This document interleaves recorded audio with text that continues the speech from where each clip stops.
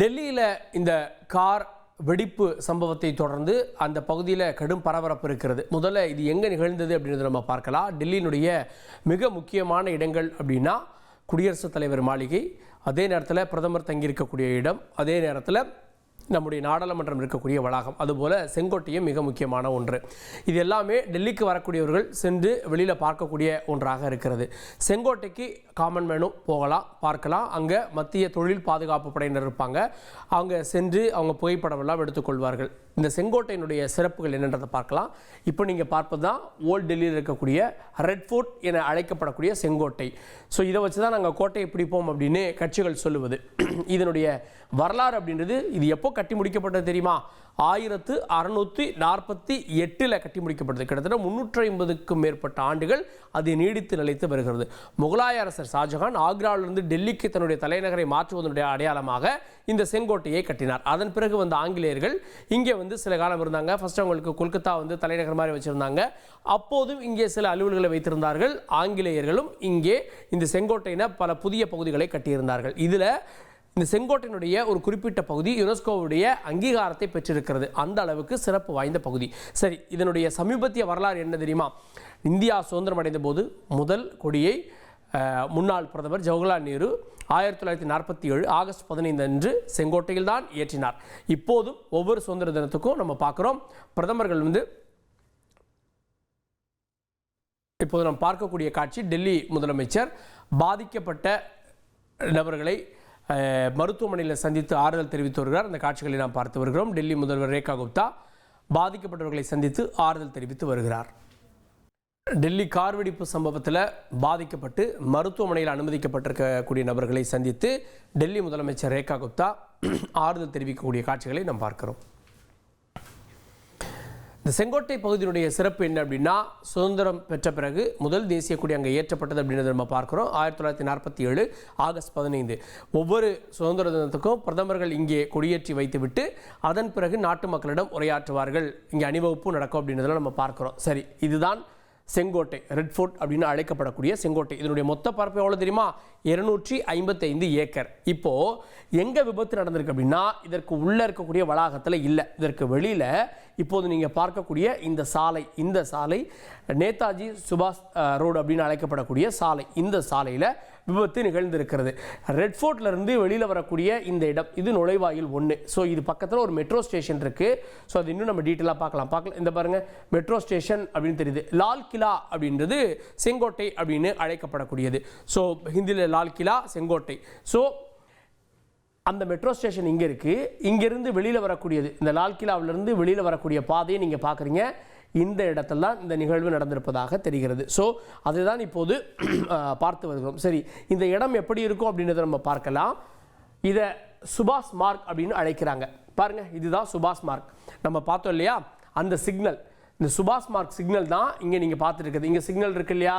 So இது நம்ம சொன்ன அந்த கேட் 1. இந்த கேட் 1 வழியாக தான் செங்கோட்டைக்குள்ளே போக முடியும், வர முடியும். இந்த கேட் பக்கத்தில் மாலை நேரத்தில் வாகனங்கள் போயிட்டு வந்துட்டு இருக்கோம். ஸோ யூட்டர்ன் எடுக்கக்கூடியதை பார்க்குறோம்.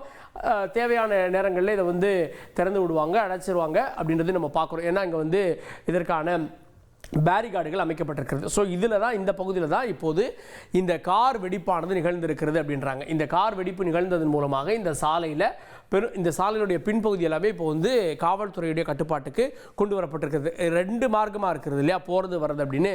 ஸோ கார் வெடிப்பு நிகழ்ந்த பகுதி முழுவதுமே கட்டுப்பாட்டுக்குள்ளே கொண்டு வரப்பட்டிருக்கிறது. அங்கே காவல்துறையினர் இருக்காங்கன்னு பார்க்குறோம். ஸோ இதுதான் சுபாஷ் மார்க் அப்படின்ற இடம். இந்த இடம் அமித்ஷா அவர்கள் சொன்னது. இதுதான் அந்த நுழைவாயில். இந்த நுழைவாயில் தான் பார்க்குறீங்க. இந்த நுழைவாயிலிருந்து வெளியில் வரக்கூடிய இடம், இதுதான் சிக்னல். ஸோ இந்த இடத்துல தான் இந்த வெடிப்பு நிகழ்ந்திருக்கிறது. இங்கேயா அப்படின்றது மட்டும் நம்ம பார்க்கணும். சரி, இப்போது அங்கே இருக்கக்கூடிய அந்த நிலையை வச்சு பார்த்தோம் அப்படின்னா, இந்த பகுதியில் பாருங்கள், இந்த லால் கிலா அப்படின்ற இடத்துல, இந்த இடத்துல தான் நிகழ்ந்திருப்பதாக தெரியுது. ஸோ இங்கே சிக்னல்லேருந்து கொஞ்சம் கடந்து அப்படியே நிகழ்ந்திருக்கிறதாக தெரிகிறது. காரணம் என்ன அப்படின்னா, எல்லாரும் சொன்னது மெட்ரோ ஸ்டேஷன் பக்கத்தில் அப்படின்னு. மெட்ரோ ஸ்டேஷன் லால் கிலா எங்கே இருக்குது? இங்கே இருக்குது. ஸோ அதுக்கு பக்கத்தில் நிகழ்ந்திருக்கு அப்படின்றத பார்க்குறோம். இது இங்கேருந்து அதுக்கப்புறம் உள்ளே போய் அதுக்கப்புறம் செக் பண்ணிவிட்டு அப்புறம் தான் செங்கோட்டைக்குள்ளே செல்ல முடியும். ஆனால் செங்கோட்டையினுடைய கேட் 1லேயே இது நிகழ்ந்திருப்பதன் மூலமாக இது எதை டார்கெட் செய்யப்பட்டது அப்படின்ற கேள்வியும் ஏற்படுத்தியிருக்கு. இது விபத்தா இல்லை வேறு சதி செயலா அப்படின்ற கேள்வியும் இதோடு சேர்ந்து வருகிறது. இதே சம்பவம் வேறொரு இடத்துல உத்தரப்பிரதேசத்தில் ஒரு சாலையில் நடந்திருந்தால் இந்த அளவுக்கு பேசுபொருளாக இருக்குமா? அது ஒரு சாலை விபத்து மாறி இருந்திருக்கும். ஆனால் இது நடந்திருக்கக்கூடிய இடம், இன்று நடந்த பல இன்சிடென்ட்ஸை சேர்த்து இதை பார்ப்பதன் மூலமாக இது மிகவும் முக்கியத்துவம் வாய்ந்ததாக பார்க்கப்படுகிறது. இதன் மூலமாக இந்த ஒட்டுமொத்த சாலையுமே இப்போது காவல்துறை சீல் பண்ணியிருக்காங்க. ஏன்னா NIA, NSG போன்ற அமைப்பினர் களத்துக்கு வந்திருக்காங்க. தடய அறிவியல் துறையினர் அவங்களும் ஆய்வு மேற்கொண்டு வர்றாங்க. ஒட்டுமொத்தமாக இந்த பகுதியவே டெல்லி காவல்துறையினர் தங்களுடைய கட்டுப்பாட்டு கீழே கொண்டு வந்திருக்காங்க. ஸோ அதனால் பார்த்தீங்கன்னா இங்கேருந்து இந்த ஜங்ஷன்லேருந்து யாருமே வர முடியாது அப்படின்ற அளவுகளில் தான் இருக்கிறது. இந்த ஜங்ஷன்லேருந்து வர முடியாது, இங்கேருந்து போக முடியாது அப்படின்னு.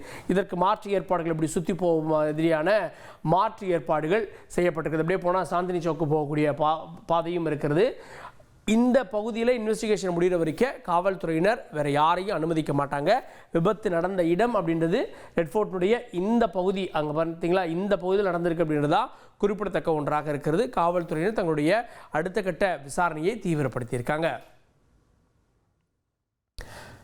தொடர்ந்து இந்த கார் வெடிப்பு தொடர்பான காட்சிகளை நம்ம பார்க்கலாம். களத்தில் இருந்து பல புதிய காட்சிகளும் வந்து கொண்டிருக்கிறது. இரவு நேரமும் பார்க்காம அங்கே தொடர்ந்து பல்வேறு இந்த துறை சார்ந்த அதிகாரிகள்லாம் வந்துகிட்டே இருக்காங்க. அவங்களுடைய ஹை எக்யூப்மெண்ட் மெஷின்ஸ் எல்லாம் கொண்டு வந்து ஆய்வு மேற்கொண்டாங்க அப்படின்றதையும் நம்ம பார்க்குறோம். இந்த மெஷின்ஸை பொறுத்த வரைக்கும் இந்த வெடி மருந்து என்னவா இருக்கும், அதாவது என்ன மாதிரி இது வெடிப்பு அப்படின்றது உறுதியாயிருச்சு.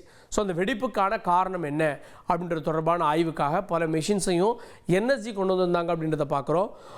NSG ஒரு பக்கம் ஆய்வு மேற்கொள்ள காவல்துறையினர் சுற்றி பாதுகாப்பு கொடுத்துருக்காங்க. இதனுடைய ரீசன் என்ன? இந்த பதிவெண் ஹரியானாவை சேர்ந்தது. ஸோ ஹரியானாவுக்கு ஒரு டீம் போயிருக்காங்க. இவங்கெல்லாம் சேர்ந்து ஒரு விசாரணையை தொடர்ந்து நடத்தி நாளைய தினம் இதனுடைய பின்னணி என்ன அப்படின்றத விளக்குவார்கள் அப்படின்னு எதிர்பார்க்கப்படுகிறது. டெல்லி முதலமைச்சர் மருத்துவமனையை பார்வையிட்ட பிறகு அங்கிருந்து சென்று கொண்டிருக்கார் அப்படின்றத காட்சிகளில் பார்க்கிறோம். டெல்லி இந்த கார் வெடிப்பு சம்பவத்தில் காரணம் என்ன அப்படின்னா, அந்த கார்லேருந்து வெடிப்பு ஏற்பட்டிருக்கிறது. அந்த கார் I-20 கார். நடந்த நேரம் அப்படின்றது 6:57, 52லேருந்து 55 நாங்கள் இப்போது 57 அப்படின்னு உறுதிப்படுத்தப்பட்டிருக்கிறது. இந்த விபத்தில் 8 பேர் உயிரிழந்திருக்காங்க. இந்த உயிரிழந்தவர்கள் தூக்கி வீசப்பட்டு உயிரிழந்திருக்காங்க அப்படின்றதால தான் இதில் பல கேள்விகள் எழுந்திருக்கிறது. இதில் காயமடைந்தவருடைய எண்ணிக்கை 24ஆக இருக்கிறது. இது ரன்னிங் டிராஃபிக்கில் ஏற்பட்டதா, சிக்னல் விழுந்தப்போ ஏற்பட்டதா அப்படின்ற 2 கேள்விகள் இருக்குது. காரணம் என்னென்னா, முன்னாடி முதல் கட்ட தகவலாக பார்க்கிங்கில் இருந்த காரில் இந்த விபத்து வெடிப்பு நிகழ்ந்ததா சொன்னாங்க. ஆனால் ரன்னிங்கில் ஏற்பட்டிருக்கு அப்படின்னு தான் வந்திருக்கக்கூடிய தகவல். 1,24,00,000 மனங்களை வென்ற தந்தி டிவி யூடியூப் சேனல். தவிர்க்க முடியாத தம்ப்நெயில்ஸ், கலக்கலான கான்டென்ட்ஸ். நீங்களும் இந்த குடும்பத்தில் இணைய இப்பவே சப்ஸ்கிரைப் பண்ணுங்க. அசுரபலம் கொண்ட எங்கள் டிஜிட்டல் கரங்களில் உங்கள் விளம்பரங்களை சேர்க்க வாட்ஸ்அப் பண்ணுங்க. 8939888378. Email advtthanditv@dttv.in.